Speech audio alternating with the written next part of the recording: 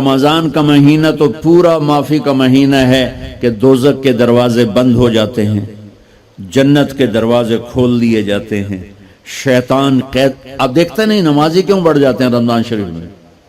کہ وہ نامراد قید ہو جاتے. تو کسی کو زنجیروں میں باندھا ہو وہ چل تو نہیں سکتا، چھوڑ دو زنجیریں تو چل پڑے گا. تو اللہ تعالی ہم سب کی حفاظت فرمائے. کوئی دعویٰ نہ کرے، لیکن جو تھوڑا سا غفلت میں ہوتا ہے تو ایمان کمزور ہوتا ہے، انہوں تو شیطان بن کے جامع نہیں دینے.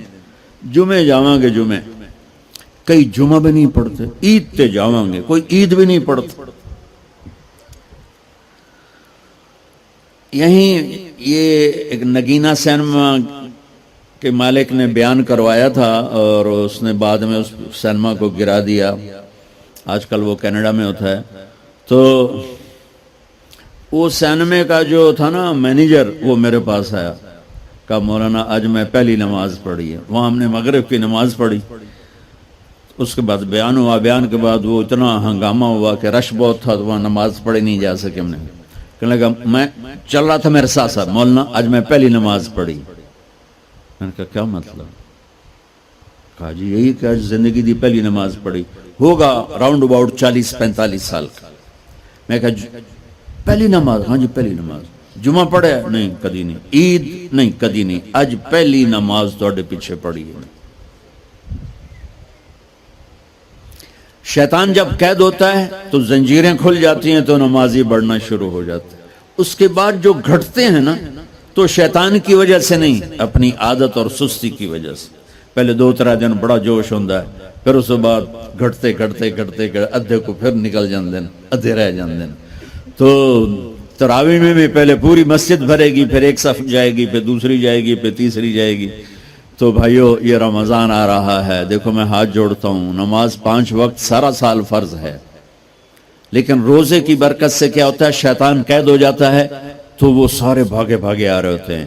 اللہ سے مانگ لو اس رمضان میں کہ یا اللہ ایسی توفیق دے کہ موت تک نماز نہ چھوٹ. رمضان میں بہت سے لوگ رشوت لینا چھوڑ دیتے ہیں کہ نہیں جی ہن رمضان شریف آ گیا. رمضان شریف بھی تو آیا ہے، لیکن اصل میں شیطان قید ہوا ہے تو اب کہہ رہے نہیں ہن رشوت نہیں لینی، مہینے بعد لواں گے.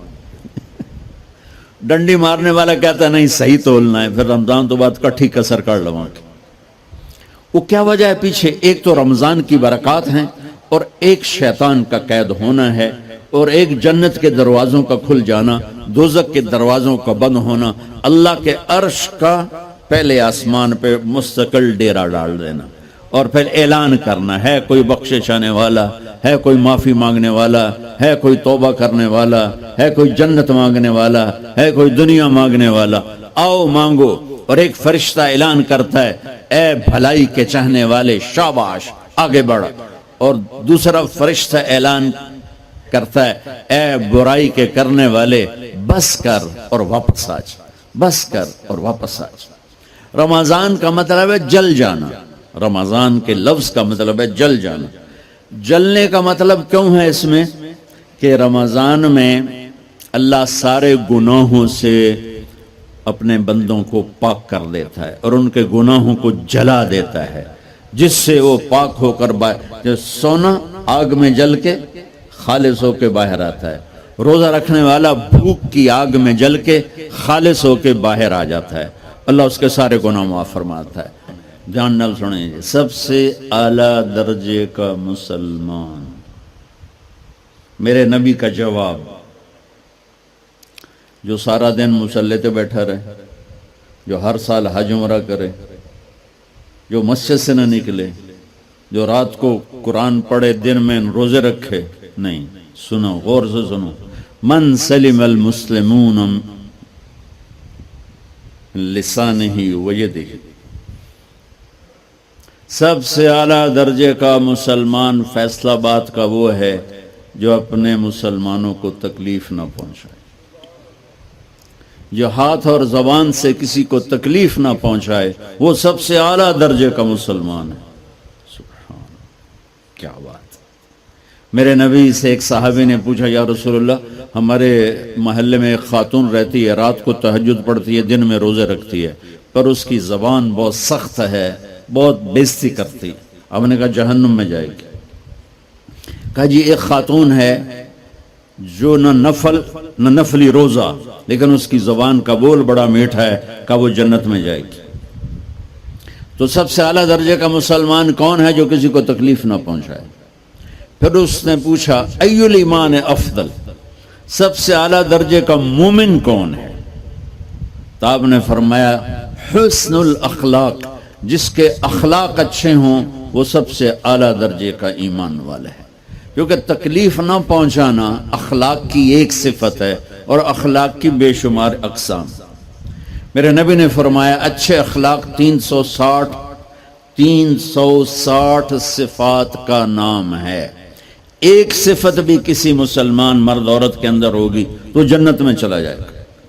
سامنے ابو بکر بیٹھے تھے، کہنے لگے یا رسول اللہ کو میرے اندر بھی ہے؟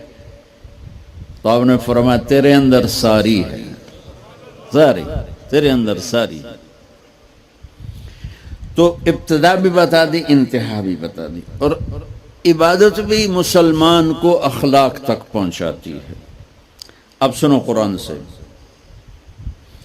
اللہ تعالیٰ انسان کسے کہتا ہے؟ ایمان والوں کو. ان الذین کفروا من اہل الکتاب والمشرکین فی نار جہنم خالدین فیہا اولئک ہم شر البریہ. سب سے بدترین مخلوق وہ ہے جو اللہ کو نہ مانے، جو اللہ کے دین کو نہ مانے. آپ نے کہا وہ سب سے بدترین مخلوق. تو لا الہ الا اللہ محمد رسول اللہ ہمیں انسانیت میں داخل کرتا ہے. انسان ہے ہی وہ جو لا الہ الا اللہ محمد رسول اللہ کا کلمہ پڑھتا ہو. میرے رب کے نزدیک نماز کیا ہے؟ نماز کیا ہے؟ بول بھائی. ہاں، میرا اللہ کہتا ہے ان الصلاۃ تنہا. اب آئی نہیں چل رہا.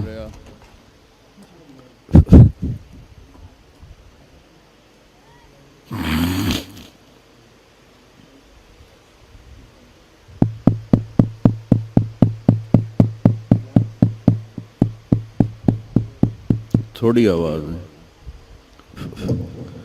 نماز کیا ہے؟ ان الصلاۃ تنہا عن الفحشاء والمنکر. تم نماز پڑھو، یہ تمہیں بد اخلاقی سے بچائے گی اور یہ تمہیں گناہوں سے بچائے گی.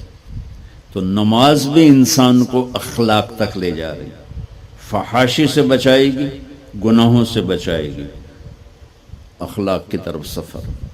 روزہ آ رہا ہے.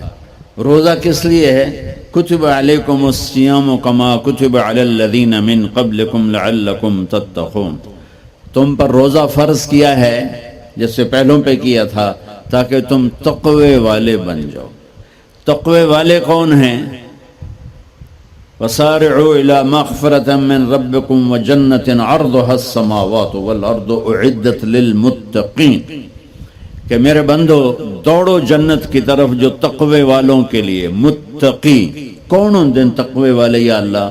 کہ الذین ينفقون فی السراء والضراء، کا جو میرے نام پہ سخاوت کرتے ہیں، چاہے تنگ دست ہوں چاہے پیسے والے ہوں، چاہے تھوڑا مال ہوئے چاہے زیادہ مال ہوئے، وہ میرے نام پہ خرچ کر دیں.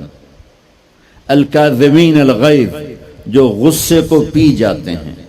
والعافین عن الناس، اور جو لوگوں کو معاف کر دیتے ہیں. اللہ تعالیٰ کہہ رہا ہے یہ تقوی والے ہیں. تو روزہ بھی اخلاق پہ لے جا رہا ہے. فمن فرض فیہن الحج فلا رفث ولا فسوق ولا جدال. میرے رب نے کہا حج کا ارادہ کر لیا ہے تو زبان کی گندی، زبان کا گندا لہجہ اور زبان کے گندے بول سے بچو، لڑائی سے بچو، گناہوں سے بچو. تو حج بھی میٹھے بول پہ لا رہا ہے، لڑائی سے بچنے پہ لا رہا ہے، نافرمانی سے بچنے پہ لا رہا ہے. خذ من اموالہم صدقۃ تطہرہم وتزکیہم بہا وصلی علیہم. میرا رب فرما رہا ہے میرے محبوب ان سے زکوٰۃ لیں. اور ان کو پاک کریں اور ان کا تزکیہ کریں، ان کو ایک اچھا انسان بنائیں۔ زکوٰۃ ہو اخلاق بنتے ہیں، روزہ ہو اخلاق بنتے ہیں، حج ہو اخلاق بنتے ہیں، نماز ہو اخلاق بنتے ہیں، کلمہ ہو انسان بنتا ہے۔ یہ اتنا زور کیوں دیا ہے اخلاق پر کہ میرے بھائیو، اچھا معاشرہ جو وجود میں آتا ہے وہ ایک دوسرے کو معاف کرنے سے وجود میں آتا ہے۔ مسجد نماز کے لیے ہے، اور نماز ایک انفرادی عمل ہے جو کر کے میں گھر چلا جاتا ہوں، دفتر چلا جاتا ہوں، پڑھوں نہ پڑھوں، نہ پڑھنے کا گناہ مجھ پر، پڑھنے کی نیکی مجھ پر۔ لیکن اگر میرے اخلاق برے ہیں، روزہ میری چیز ہے، رکھوں اجر، نہیں رکھوں پکڑ، زکوٰۃ دے دوں اجر نہ دوں پکڑ، حج کر لوں اجر نہ کروں پکڑ۔ صرف میری ذات سے کے گرد ہے نماز بھی، روزہ بھی، حج بھی، زکوٰۃ بھی۔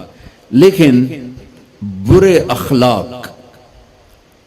اخلاق جتنا معاشرے میں میرا اثر ہے وہاں سب تباہی پھیلا دیں گے، اور اچھے اخلاق جتنا معاشرے میں میرا اثر ہے وہاں خوبصورتی کو پھیلا دیں گے۔ عبادت چھپ جاتی ہے۔